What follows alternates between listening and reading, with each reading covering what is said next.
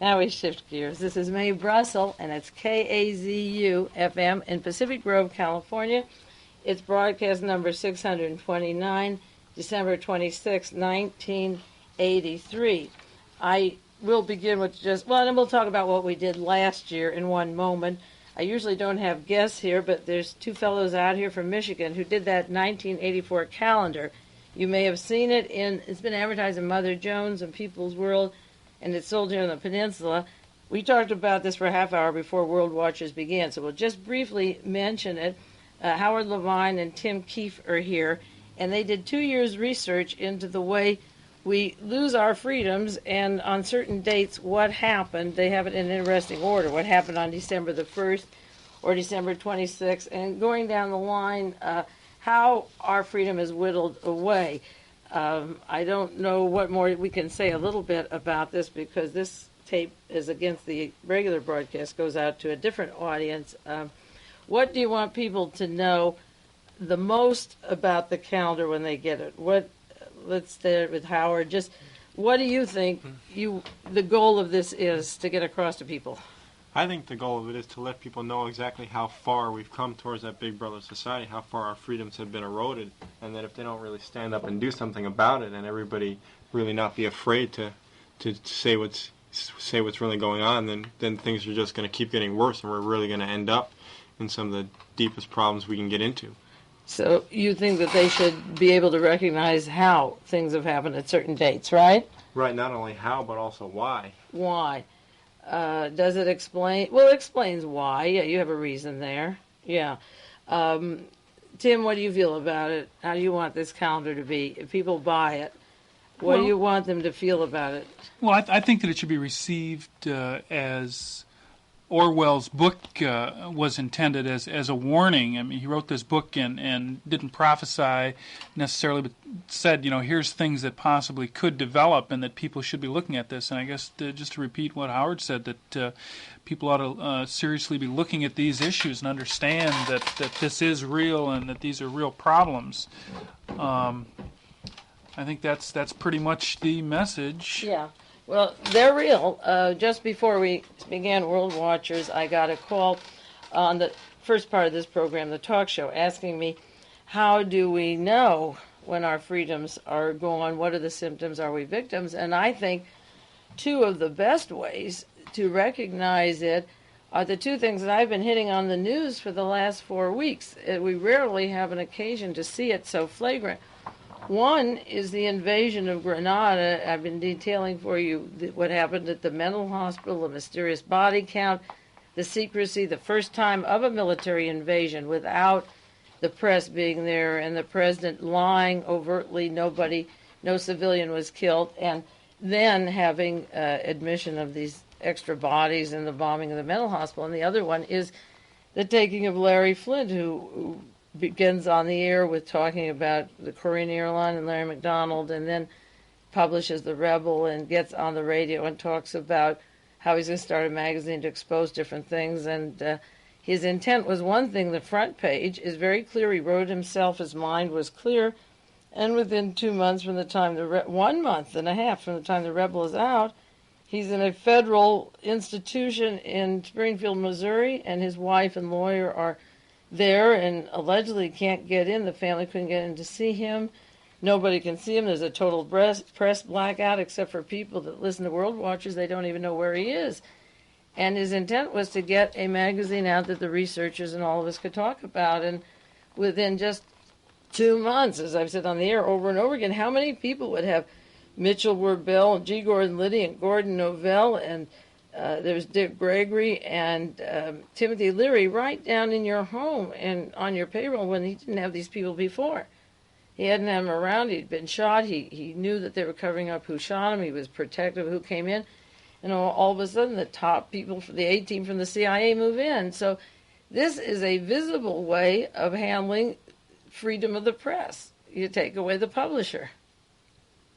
Jack, as far as the DeLorean tapes go, they're controversial, but Jack Anderson published the same information that was on the DeLorean tapes, and he said he would take the fifth and wouldn't tell where he got them, and they came from Gordon Novell, who's a suspect in the murder of John Kennedy. So Jack Anderson didn't pay $40,000 a day or go to jail. And who draped Larry Flynt in the flag but Mitchell WerBell, the anti-communist who worked for the CIA intelligence community, who began his federal prosecution charges. So that's a perfect way of taking over an establishment and the owner when it begins to get serious. Now we'll get on to the regular World Watchers program. We begin every week with what happened a year ago tonight. This time last year, the news was the Libyan hit squad. Mr. Gaddafi was going to kill Ronald Reagan, and all this news was fabricated, a big story about coming in to kill Ronald Reagan, which later turned out not to be true. This week, a year later, there's an article in the San Francisco Examiner. The great Commonwealth Club of California, the elite in San Francisco, had a psychic, Barbara Musalam, Musalam, telling them that Ronald Reagan would just about be assassinated, be close with a bullet again. And then part of her speech to these prestigious Republicans is, we haven't heard the last from Cuban Premier Fidel Castro. He had to pick up his toys and go home, and he's not happy about it. She's referring to Grenada. So she thinks, maybe he'll be next. And then the great psychic says that she sees an assassination attempt on France's leadership. Well, Mitterrand's another socialist. She doesn't see Mr. Marcos in the Philippines. They never get it. Of course, it's the socialist. The next one after that will be Papandreou in Greece. I think I'll go in the psychic business. That's what she's saying. Take the socialists off, okay? So a year ago it was Gaddafi. This year it's Castro. They've created an incident that makes Castro angry so that you'd believe that any Cuban that comes over would kill him. Last year I was talking about Fritz Kraemer and the computer library search MOBAC looking for Adolf Hitler's Fritz Kraemer, and I'll have more to talk about that tonight regarding the Hitler diaries. And the special forces, again, I was talking about, and the Nazi connections, the Kennedy assassination. I put a lot of that into the Rebel article on George de Mohrenschildt, Allen Dulles, Richard Nixon, John McCloy.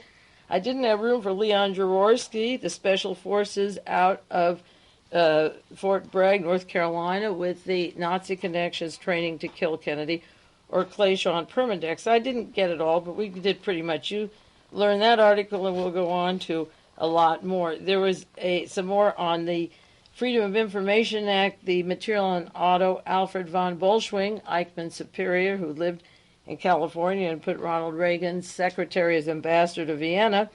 And von Bolschwing worked with Martin Bormann in Sofia, Bulgaria, had property there in coal mines in Katowice, right near where the Pope came from.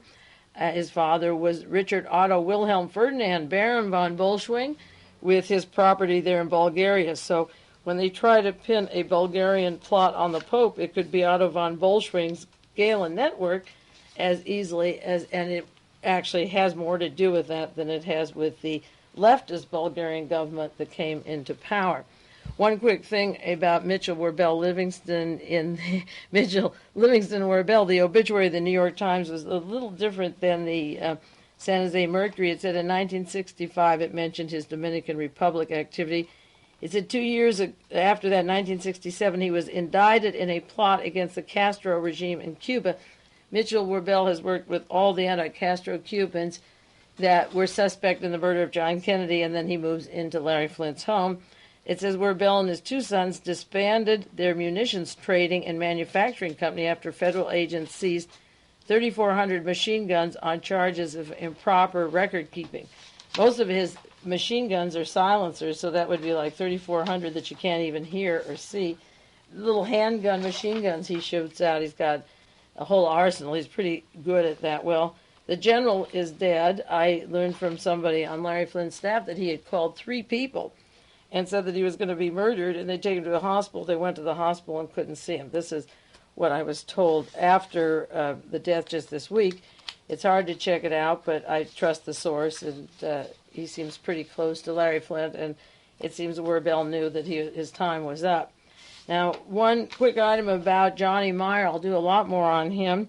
He was finally sent down by the Beverly Hills Police to be charged on a murder charge. Johnny was the guy that worked for Howard Hughes, worked with Donald Nixon. He was very much part of the Watergate. He worked in Vegas and with the mines. He was an engineer. He is, or was, an engineer. 9 years ago, a man from Israel who worked with Johnny Meier in Canada was murdered at the Hilton Hotel. Alfred Wayne Netter. He was stabbed.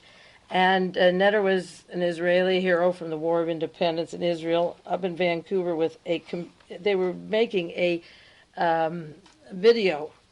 In fact, they used it at Johnny's trial up there, this miniature video using quartz with the video, and he was forming a company. He was an advisor to the company and getting loans to the video company. And Netter was killed at the Hilton Hotel, and the hitman from Las Vegas, they have his name, Raymond McCrory, did the hit, a contract killer from Vegas. An attorney, Gordon Hazelwood, was indicted. He's not being charged. Another fellow that was involved is not being charged. But Johnny Meier, after years of fighting this extradition, was brought down to Beverly Hills just this week. And I talked to his attorney this evening. In fact, I recommended a good investigator who I know who's going to help them with this. Johnny worked for the Hughes organization. And in 1973, when the Watergate came down, he made the fatal mistake. They're going to pin this murder. They've pinned the murder rap on him of leaving the Nixon and Reagan with Paul Laxalt, that team, and going to the Democrats to tell George McGovern and the Democrats about B.B. Rebozo and the financial shenanigans of the Watergate scandal, part of the Hughes connections. And when you leave the camp, you better be sure you got an army behind you, because he testified at the Senate hearings on Watergate, this was March and April, about his relationship to the Richard Nixon and B.B. Rebozo, Donald Nixon team, and the funding, the secret funding Rebozo got from Howard Hughes. And the Democrats didn't use it. George McGovern wasn't going to get the election, and Richard Nixon had been reelected. And the team turned against him, and I'm sure it's a vengeance story. I know it is, to get Johnny Meier, an educated person who does have nefarious relationships. See, that's the problem. I'll do more on Mr. Bueller next week and the Liechtenstein connections. He worked for Howard Hughes at a time that he never spoke to him personally. He was willing to earn a living with these people that were questionable right from the beginning. So when you leave the team, it's really hard to know where truth and fiction leave off, because you have jumped the ship and they own the police state and the powers that be, the investigators and the prosecution. So they could kill Netter, get rid of him. There's also a Nazi, always a Nazi, a German Nazi in this story, but they've asked me not to mention his name on the air for good reason, and we'll bring him up later. But you scratch every surface, and there's a Nazi from Germany working with the same team. But because the trial is just coming down the line, I will wait to mention his name.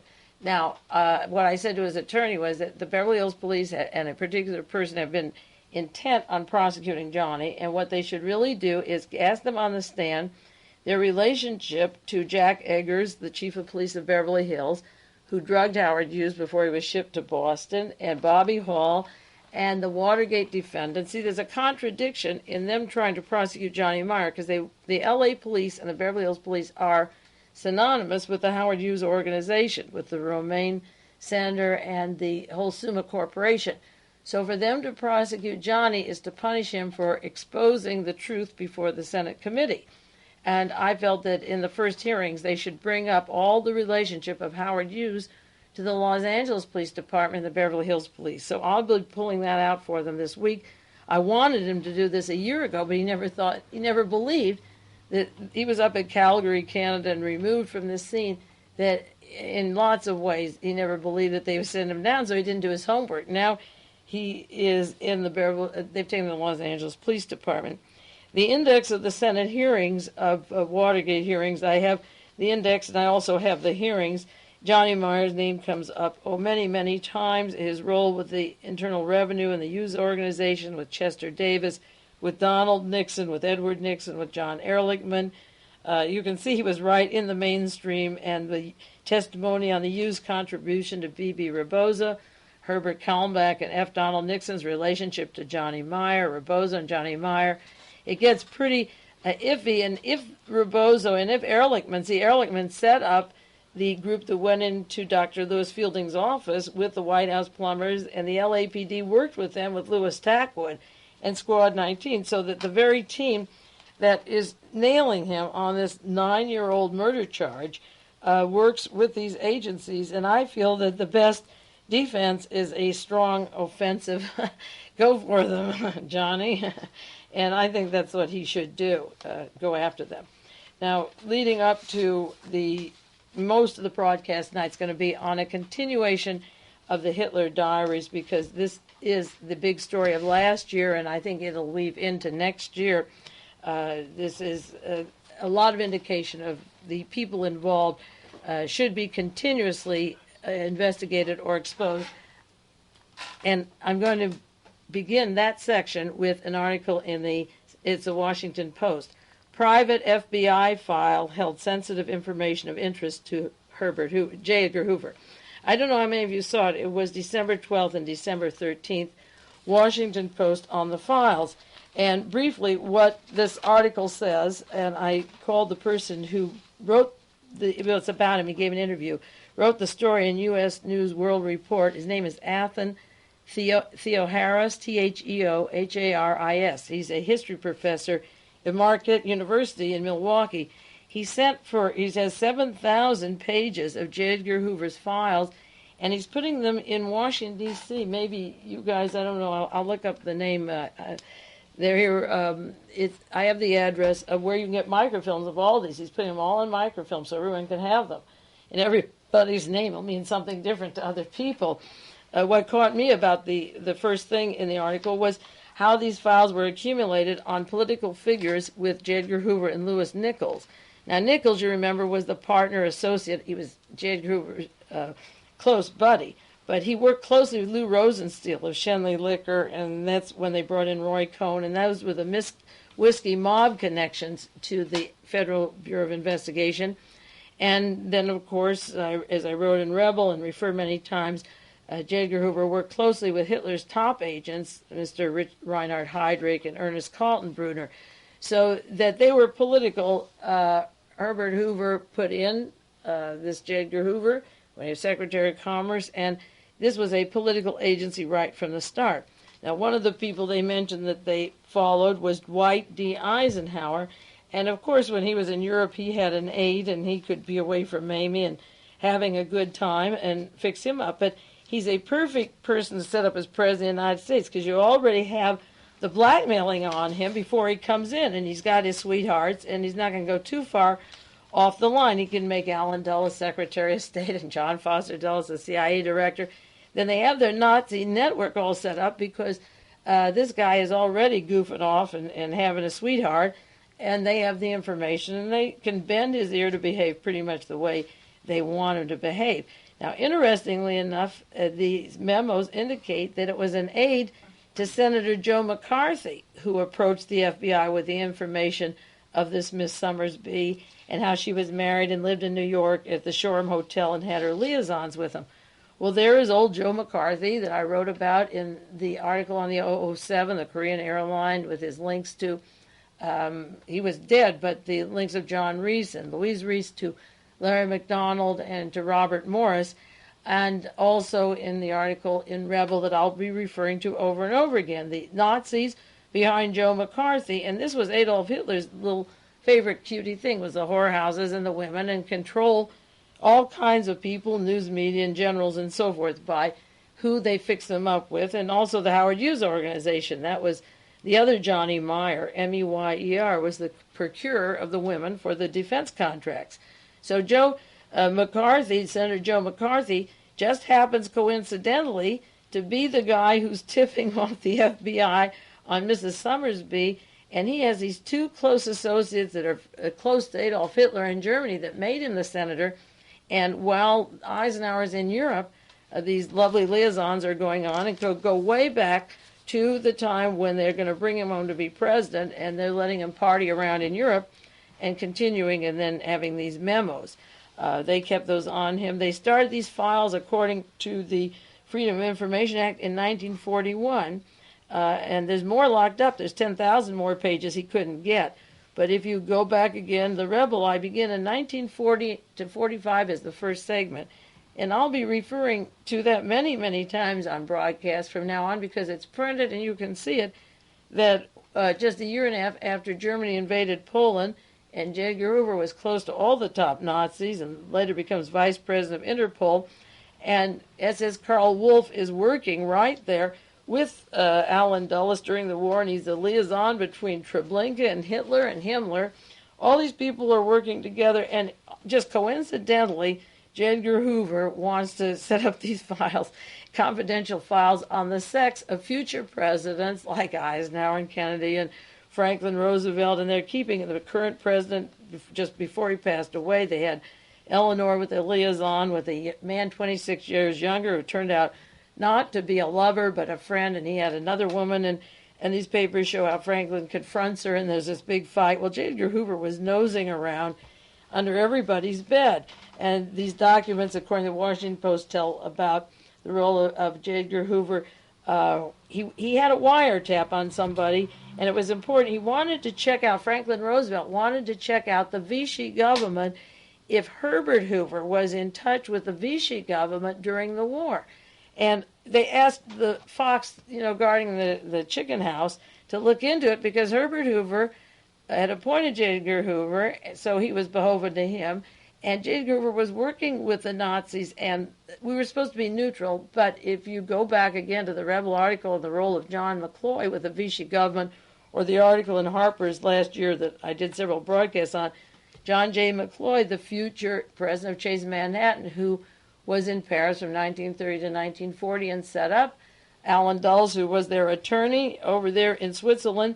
The wires said that Herbert Hoover and the government, behind the government, the former president, were in fact working or talking with the Vichy government, and it came over through a wiretap, and Franklin Roosevelt was concerned that his predecessor was having contact with the enemy when we were supposed to be neutral. And this again goes back to the same team that I've outlined and discussed many times, but comes up this week in the news in a new document. So the rationale given, according to this article, for Roosevelt's investigation was that the relationship between the Vichy government was an unwarranted intrusion into foreign affairs, that they expected us to be neutral, and we weren't, and our former president was, in fact, in touch with those people. Then he has documents on the FBI and their break-ins. Incidentally, you can go to the library and copy the U.S. News World Report, December 19th. Carries this story on some of these documents in the Washington Post, December 12th and 13th, and it tells about blackmailing and controlling political activities, which we know are going on. And I've always said, I used to say the elections were determined or controlled by the bullet and blackmail, but I guess it's the bullet, the bed, and the blackmail. I should have included that right from the start. So this is important because it goes back to 1941. It goes back to Roosevelt's concern that thief and crook, that Herbert Hoover, was indeed working with the enemy. But, of course, the way it was written in the documents, it said they found no evidence, but the person who did the research on these files said you can't get the impression that they were cleared from working with Vichy. It was just that they didn't go into it. So he misused those files, and he used them all the time. And this was a great delight to J. Edgar Hoover to control people with wiretappings and opening mail and following them, and also influencing political candidates, and that's very important. As I wrote in the Rebel, I have the wild Bill Donovan of the OSS, Alan Dulles, and the Vatican, and it tells about SS Commander Karl Wolff and working with the Gestapo in Italy and with Heinrich Himmler, and working with Hermann Goering, and also with the powers that be, the Dulles brothers, who are going to set up the future CIA. And later in the article, I go into the role of J. Edgar Hoover and his Nazi connections. So that Franklin Roosevelt was suspicious with good reason, and so the story comes out, piecemeal here and there about their anxieties, and then another article would confirm it did in fact happen. Now, going on to the Hitler diaries, because the same people that were working, SS Karl Wolff is the one who takes Mr. Monkey down to Bolivia to see Klaus Barbie. There are written up in the Rebel story I did. They're in the FBI reports. The Vichy, the John McCloy Vichy, is not identified in one thing, but the J. Edgar Hoover connections. And he was one of the important, the FBI and Dulles between the CIA and the FBI, the Nazi connections. But going on to that, to the Hitler Diary, and Mr. Wilhelm Monkey, and again, our Mr. Fritz Kraemer, our General Fritz Kraemer, I got, thanks to a listener to World Watchers, a copy from Carlisle, Pennsylvania. It's a description, a few pages. I have a lot, but I just brought a few. Operations of the 6th Panzer Army, because now we're going into Mr. Wilhelm Monkey, the head of the Order, the Death's Head, Hitler's right-hand man of the Lebensdart, and also he shows up with Gerd Heidemann and the top people who are handling the Hitler diaries in 1982 and 83. This was written in 1944 and 45. It came from the Historical Division headquarters of the United States Army. I might say to my guests here, we do an update every program, or almost every 2 programs, on General Fritz Kraemer, because Adolf Hitler had a top General, Fritz Kraemer, who shows up at the Battle of the Bulge, the Ardennes Offensive, and is released by Joe McCarthy through his top German people that made him a senator. Out of the Malmedy trials, he is released in 1948. But Henry Kissinger has a Fritz Kraemer, who's his mentor, who put him into office and recruited him in Army intelligence, and he ran the Pentagon as a plans officer from 1948 until a few years ago, and he's now with General Graham of the Defense Intelligence Agency and Ernest Lefevre in his Strategic Trade Office. And I'm trying to identify if they're the same Kraemer. If they are, then Hitler's general has run our Pentagon since 1948. I have 4 guests here who did the calendar, so I just lay that on them why I'm doing Fritz Kraemer, or for listeners who don't know it. As a matter of fact, 2 members of a Washington investigative group, I don't mention the group because I feel something will happen to the men, they'll get tripped on the way home. We're at my home going over this for 9 hours, so we're going to get the moment of truth before too long, if in fact Henry Kissinger is the highest level Nazi spy in the United States. So that's what I've been working on. So leading into the Hitler Diary, for those of you who are not familiar with it, and for my guests, we'll go back to the operation of the 6th Panzer Army, written by, now listen to this, the Historical Division of the United States Army, Carlisle, Pennsylvania. The report was written by Fritz Kraemer, General Major of the Waffen SS. The history of the Battle of the Ardennes was written by Hitler's general. Now, I'm not going to read everything about it. I'm just going to mention 2 names that are in the London Times Hitler Diary that we're going into in a moment that lead up to it, because it all ties together. This is what Mr. Kraemer is writing. He said, the staff of the 6th Panzer Army was formed October 1944 in Bad Salzuflen, Salzuflen, Westphalia, Westphalia.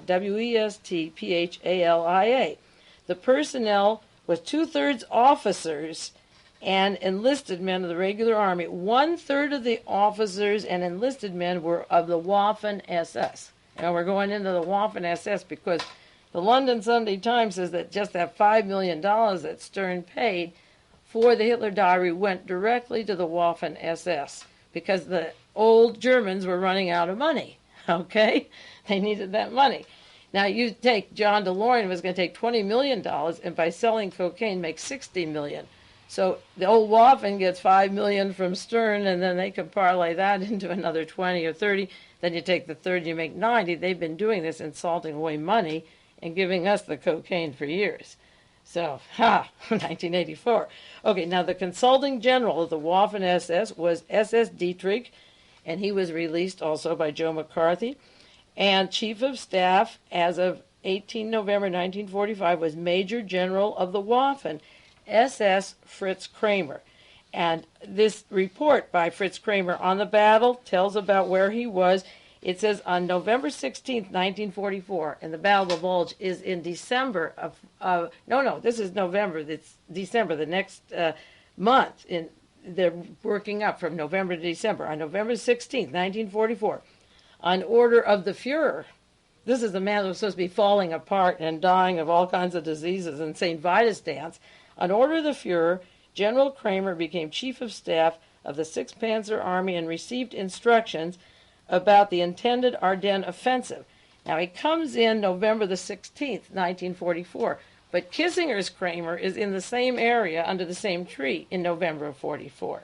How many Fritz Kraemers, and both of them are on the staff of General Patton after the war? Hitler's Fritz Kraemer and the American Fritz Kraemer.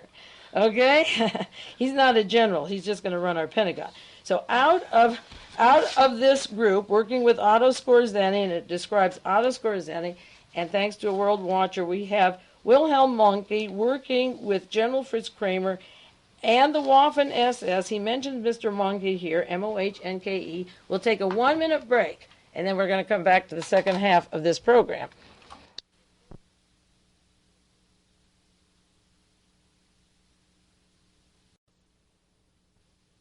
And I even say send $1 a week, and we're going to do this over. This is the side 2. We're going to give them the address. This is side 2 of broadcast number 629, December 26, 1983. You know why I'm going to do this over? Some of you can hear this part over, because I didn't release the pause on the tape, and then I have to go home and do it over the second half, and then I have to bring it in like 10 miles each way, and you wouldn't want me to do that when I can be doing more research tomorrow and outlining the second part of the London Times.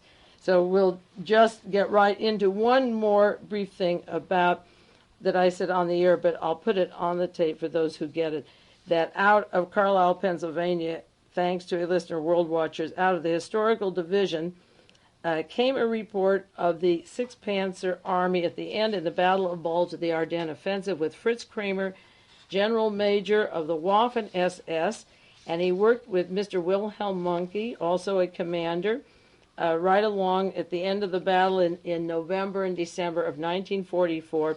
They were side by side, and Mr. Mohnke surfaces again with Gerd Heidemann on his yacht and very much involved with the Waffen SS. The recipient, that organization was the recipient of the $5 million that Stern magazine paid to Gerd Heidemann. But the mystery gets even more interesting, and I just briefly mentioned some of the names last week. So Mohnke and Kraemer are active commanders with Mr. Dietrich, it was important to Joe McCarthy to release those people out of the Malmedy trials by 1948 and send them on their way. Some got out a few years later, but Kraemer was out by 1948. And the other Kraemer moved into the Pentagon in 1948, and Henry Kissinger left Klaus Barbie and went to Harvard, put in by John McCloy and Fritz Kraemer. That's the background on Henry Kissinger. Okay. My guests here have their heads a little surprised, but you listeners are old-timers, and you know all that, huh? Okay. So anyway, we have the 6th Panzer Division run by Kraemer, 1/3 are Waffen SS, and in 1983, his buddies are all together, and Major General of the Waffen SS also is never identified in any books after the war. There's no book that I've seen, and that's what the 2 members of Congress, their committee, are looking into from Washington, is that we can't find any book of World War II that we have that where Fritz Kraemer was, except for the Battle of the Bulge. He wasn't in Poland. He wasn't with Rommel. How did Hitler trust him so much to be with Otto Skorzeny and Dietrich and these people when he doesn't show up in any history book? Was he in America recruiting Henry Kissinger? Yes. Redundant, but yeah, you'll get it. Okay, now to update, yeah, as I say, if there's new people in the room, it's interesting because I know there's new listeners all the time, and I assume that they know what we all know, and that's wrong to assume that, and yet I don't want to take time to backtrack it.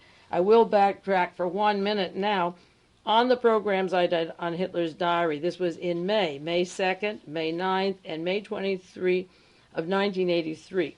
The Hitler diary cast of characters, I referred to the London Times then of April 24th. The first one was Gerd Heidemann, Heidemann.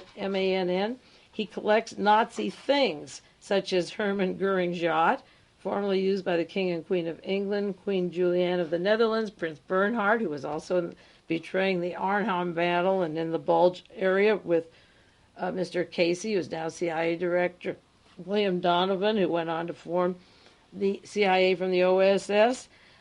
There were meetings at the yacht in 1973 when Heidemann got it. SS Karl Wolff, the liaison that I described in The Rebel, the man between Himmler and Allen Dulles, who decided he'd rather go American than Russian, was partying on the yacht 10 years ago in 1973 and up to the present time.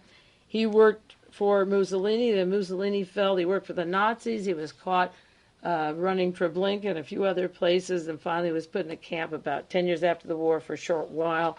Worked in Milan with the Gestapo, and Walter Rauff, R-A-U-F-F, who's down in South America in Chile, and they were down, all this gang, visiting him just recently. And Brigadier Wilhelm Mohnke, Fritz Kraemer's buddy, was one of the people who has frequented and does frequent the yacht. Mr. Heidemann has the yacht now, but he's in jail in Hamburg, and he's not going to tell very much. But it was 7 months ago we were talking about that.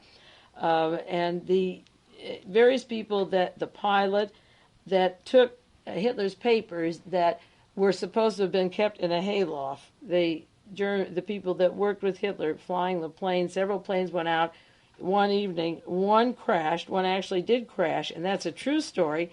And there were papers of Hitler's on there. That's a true story. And some of the other papers, the planes waited, and they landed safely and left the bunker, and all went out peacefully. I talked about Operation Seraglio, Martin Bormann's plan to remove Hitler's files and records, and he had 10 aircraft and 5 safes. And now, 7 months later, they tell about baiting Mr. Heidemann with going down to South America and seeing Martin Bormann, and he had headquarters in Madrid. He still is alive and very active.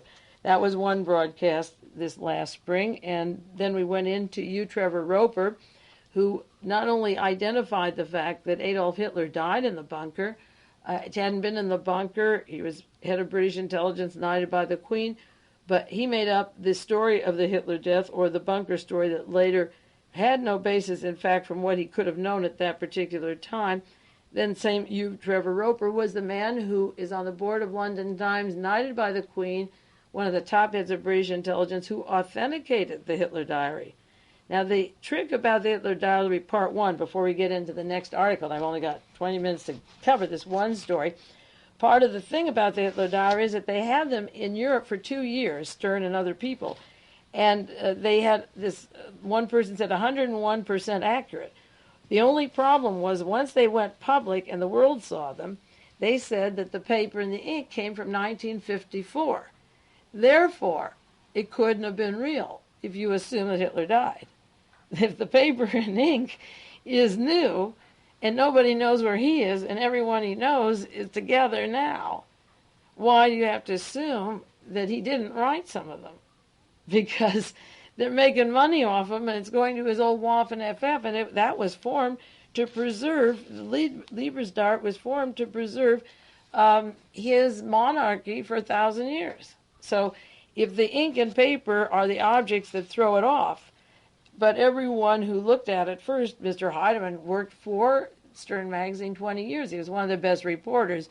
Why would he betray the people that have supported him, sent him around the world? And why would you, Trevor Roper, catch the London Times on such a story when he's on the board of directors of London Times, and there's nothing more tenacious than publishers holding on to their company or protecting or taking care of lawsuits? And they really investigate something like that, would be outrageous for them to say it's true without doing something about it. Now, the London Times had a story that I briefly mentioned last week, a great story. Well, this is the December the 11th, 1983, London Times. It's a 2-part story by Gita Sereni. I told you she's now visiting with Mrs. Speer, writing a book about the architect of Hitler's plans. He came over this country and was very successful. She's a London journalist over there working with Mrs. Speer. And she did 7 months of investigation into the Hitler diaries, and she ends up with a riddle and a conundrum. No answers, but a lot of names. And because her article brings out more names, and the more interesting that work, we can just assume that we don't know much about it, but we know more about who the people were. Now, briefly, she talks about a Hans Bauer who's involved with the diaries, and I'll tell you the story, but the London Times has a little bit about them. He was an SS general, and he was one of Hitler's pilots who's involved in the diary story. And he took Hitler's writings and diaries on that plane that went down in Bornersdorf, Bornersdorf, Hans Bauer. The other really nefarious character is Medard Clapper, Klapper.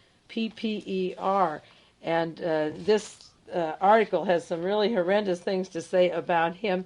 He was the head of the Lebensdorf for Adolf Hitler, the SS Guards. He began his work in the concentration camps, and he's heavily tied in with Gerd Heidemann. His name is Perius Medardus Kapper, Kappr, as I said. He's a traveling salesman for the Waffen SS at the current time, and the organization that they have to fund the continuation of their team is pronounced Haig, H-I-A-G.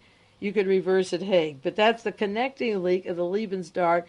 And Mr. This is a new name to me, Mr. Kapper. I've been looking it up. He worked with Mr. Heidemann, and he travels between all the top Nazis and with Martin Bormann, and seems to be the official bagman, a guard of Hitler's from the Lebensdorf, and he's the one who told Gerd Heidemann about going to South America to see Martin Bormann. And they did visit with Klaus Barbie and Walter Ralph, and of course the Bormann thing. They make it sound mysterious. They don't say he did, and they don't say he didn't. Wilhelm Mohnke comes up in this story, the one that worked with Fritz Kraemer, the leader of Hitler's Black Shirts, and the head of the Order of the Death's Head, and he served in that Ardennes offensive. She talks about him and his important links with Gerd Heidemann. Karl Wolff is in this story. He's the one I wrote about in The Rebel and Operation Sunrise with Alan Dulles, and the liaison of Himmler and Hitler.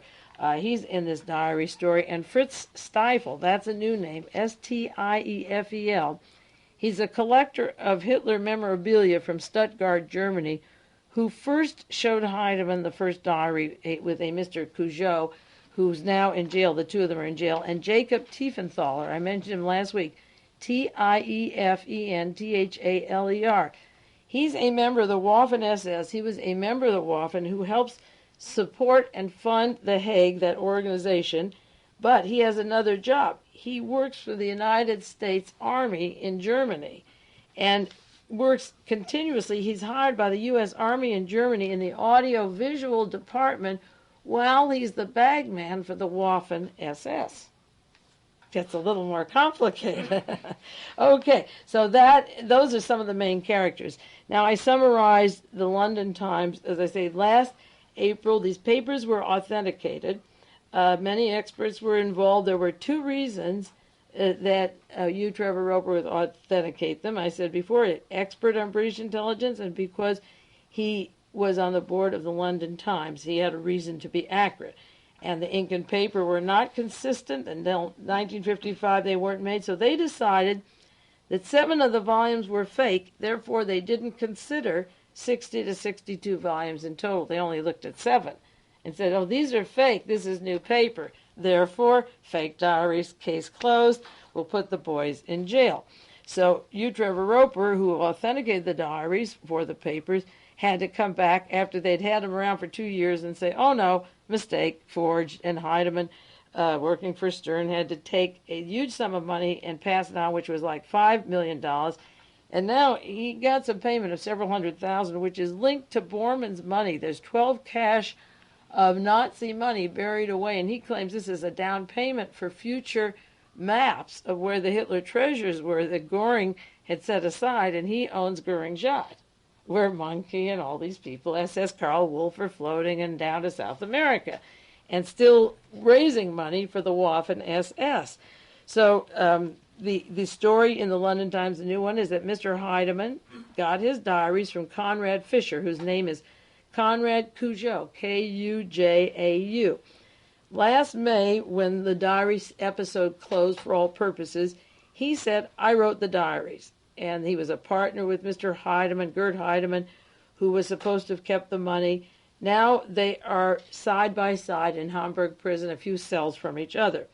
Gita traveled to East Germany. She went into Cujo's background. She went to the United States and visited the men themselves. In her conclusion in the London Sunday Times of December the 11th is that Cujo's confession about the diaries that he wrote them is a tapestry of lies. And she said the real hoax, this is her wording, is more elaborate and extraordinary than Cujo admits. And he has a complicated hoax. So Gerd Heidemann, she says, has been led, the guy from Stern, she claims was innocent, although he's getting hundreds of thousands of dollars. She claims he was led into a web by a group of men with one common bond, membership in the Nazi SS. Now, how could Gerd Heidemann be led into anything? He's got a yacht with Wolf and Monkey and all the top people going down to see Klaus Barbie or Bormann and Ralph. How could he be led into anything? He's collected Hitler memorabilia. Mrs. Goering was at his wedding. He's close to the Goering daughter. I doubt. I think Gita, from what I heard about her, wants to believe he was led. As a matter of fact, and this is another coincidence in my life, my best friends in New York that I stay with when I'm in New York stay at Gita Sereni's house in London, and she is with them when she's in New York. And so I do have her phone number to talk to her. She wants to believe that Heidemann is led. So her conclusion in the London Times is that Heidemann didn't know that the diaries were fake.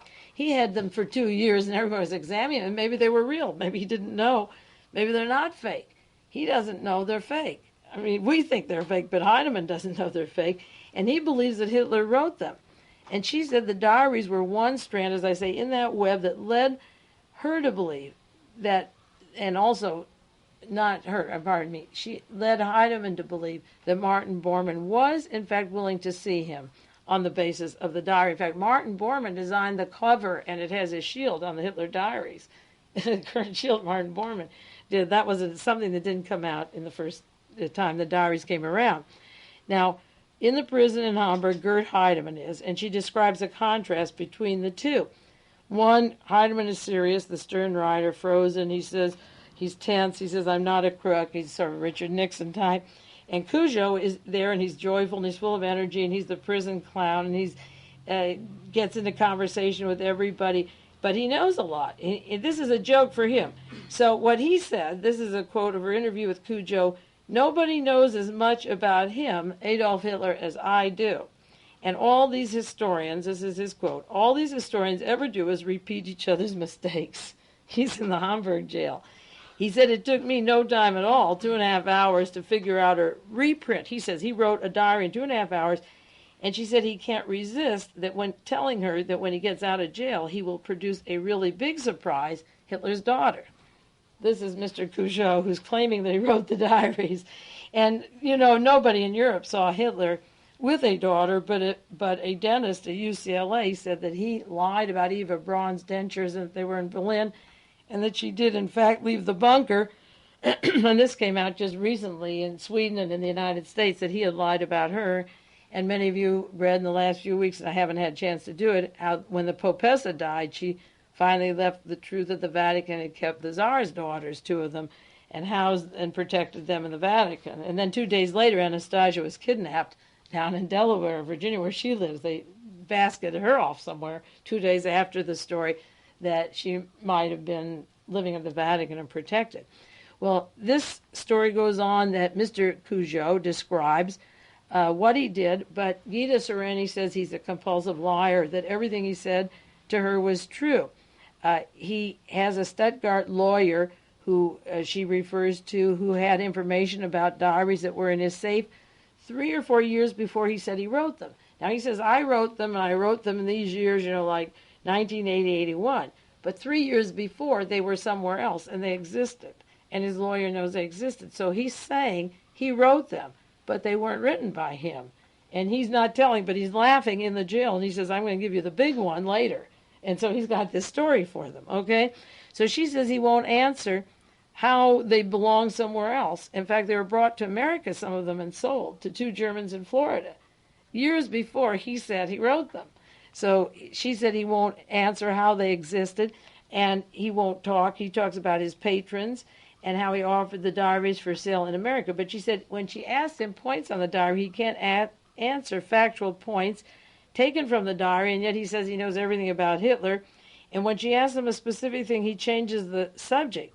And she described him, as I say, as a compulsive liar, and wondered how he could go to trial, because on the facts of the diary, he doesn't seem to know him, but he's claiming he did them. Now, she said Gerd Heidemann's lying also. He's lying about the diaries and his line, the line to Martin Bormann, and she wonders where the strands of the web of fantasy weave and how they get trapped. She said Mr. Heidemann believed that he knew the whereabouts of 12 hidden Nazi treasure cache, CHES, and he holds on to this belief, and he says he'll stay in prison forever.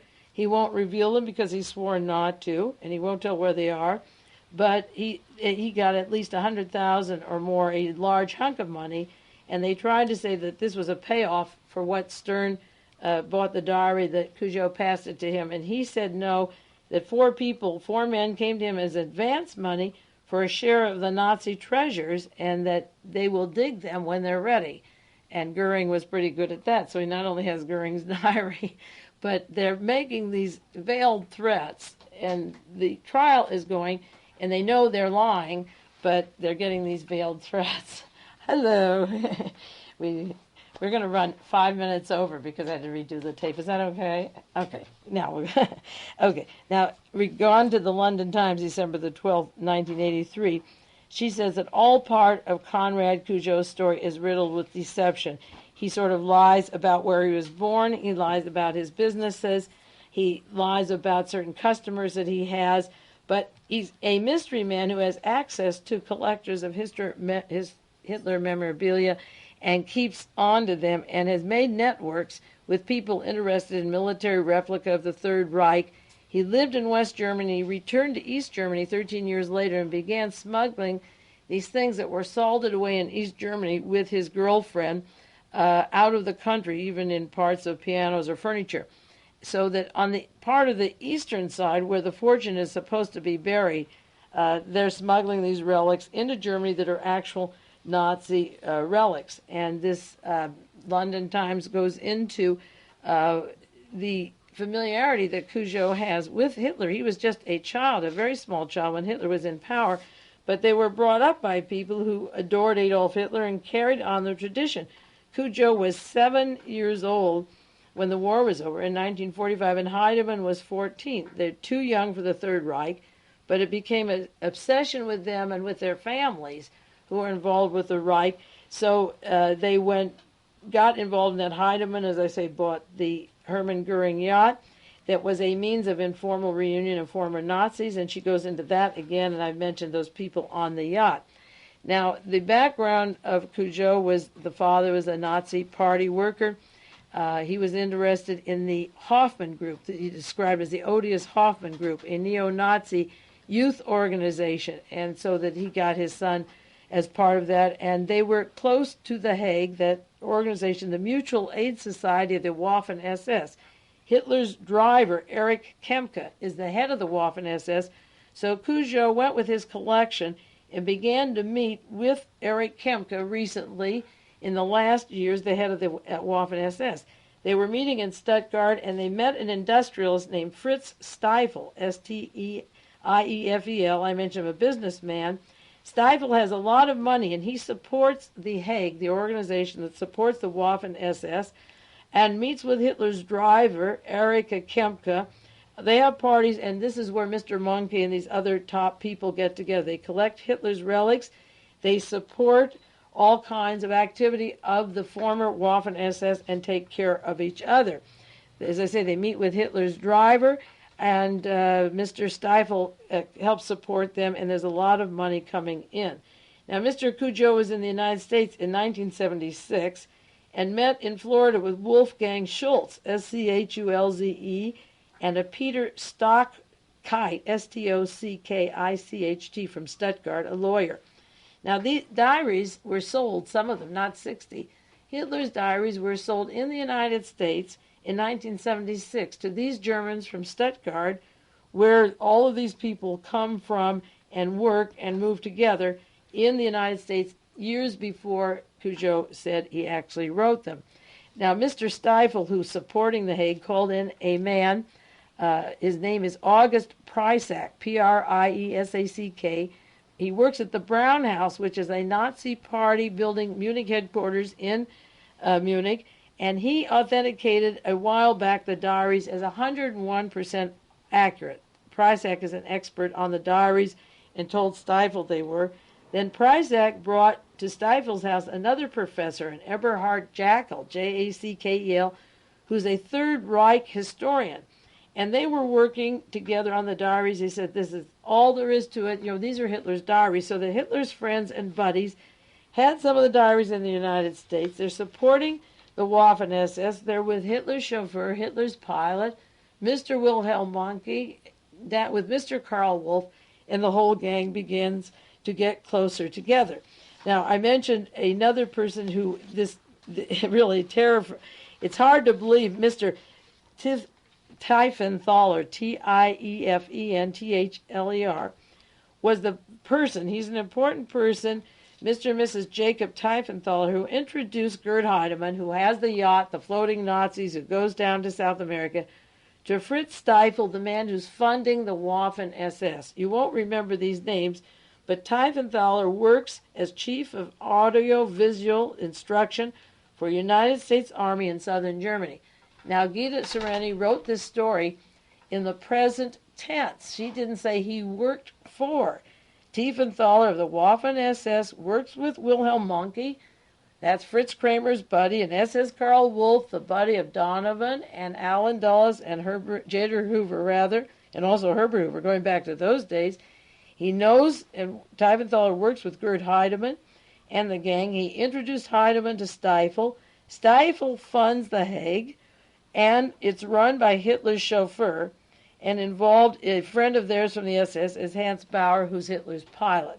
So altogether is a member of the Chief of Audiovisual Instruction for the United States Army, Waffen SS, working with Wilhelm Mohnke of the Waffen SS and Karl Wolff, and friends of Fritz Kraemer, introducing Heidemann to Stiefel, the wealthy man who wants to buy Heidemann's yacht, the meeting place of the Nazis. And Cujo worked with Stiefel. They brought Cujo together. Stiefel would bring Cujo together with Gerd Heidemann. Heidemann, with the floating yacht and all these people, meets Cujo. Cujo says, I have these diaries. Heidemann believes it. Why does he believe it? They're not sold on Hollywood Boulevard. They're not sold off Broadway in New York. This isn't some kind of a forged piece of paper. These are 62 books, of which 7 were thrown out as not being accurate, that were authenticated by British intelligence chief Hugh Trevor Roper, by Stern magazine. They had years to check it out. So a percentage of them could be true. I said that last April. I don't say it's true, but a percentage could be true. But the meetings of this house, at Mr. Stiefel's house, of Mr. Cujo, of Stiefel funding The Hague, the Waffen people, only name missing out of here, we have the U.S. Army. Does Mr. Jacob Tiefenthaler work with Fritz Kraemer of the American Army? I mean, the U.S. Army is the U.S. Army, and the Pentagon's the Pentagon. So what you get is this floating yacht, the Nazis, current and past, the Nazis, such as Kraemer, wrote the history of these people working together, the Fuhrer instructing them as of November of 1944, in touch with them. They're all geographically in the same place. The only thing missing out of this Hitler diary story out of the London Times of December the 11th is Fritz Kraemer. And so we'll continue. See, the point, it doesn't prove one way or other that the diaries are fake or real. What it does is to bring out more people like Jacob Tiefenthaler or this wealthy man. If Mr. Heidemann is in jail, he has a financier to buy the yacht so that it stays in the same hands. I didn't know that the name of Goering's wife, Karen, she was Swedish aristocracy, and she was supposed to add legitimacy to his boorishness. Mrs. Hermann Goering was a fine lady from Sweden, and Karen II, the yacht, was named after her. But if the Hague is active, if the Waffen SS is active, if the Sunday London Times of December the 18th says that all that money went to Hitler's driver, Hitler's chauffeur, the Waffen SS, the man from the Pentagon, then we're really getting the team closer together. And I think it would be interesting to know what a member of the audiovisual part of the U.S. Army is doing with meetings of the Waffen SS. This is a subject that I think is the big story of 1963. It almost slipped away, but thanks to Gita Sereni, she suspected something, or she wouldn't have spent 7 months going across back and forth the United States, East Germany, West Germany, and interviewing as many people as she could. Thanks to her perseverance, she's pulled in more names. She doesn't come out with the answer, but she found out where the money's going, and she smelled a rat. She's close to the man who ran Treblinka. She's close to the Nazis. She likes working and investigating with them, and so she is continuing. I understand she's not going to do more on the Hitler diary, but if you get this close, if they start producing Hitler's daughter or his family or something about him, she may surface, go under, do her book on Spears. She got a contract, I understand, on that, so she's going to go back to that. But if it's this interesting and this many people, I don't think that she's just going to let it drop. Maybe 7 months from now it'll be a bombshell.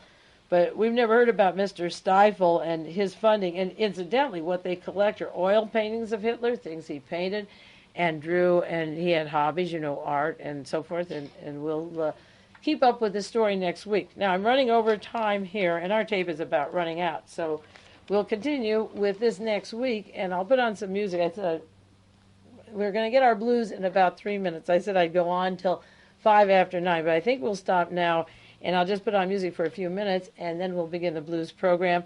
This is Mae Brussell on KAZU FM in Pacific Grove, and I'll be back with you next week. Oh, we're ready for the blues right now. Okay.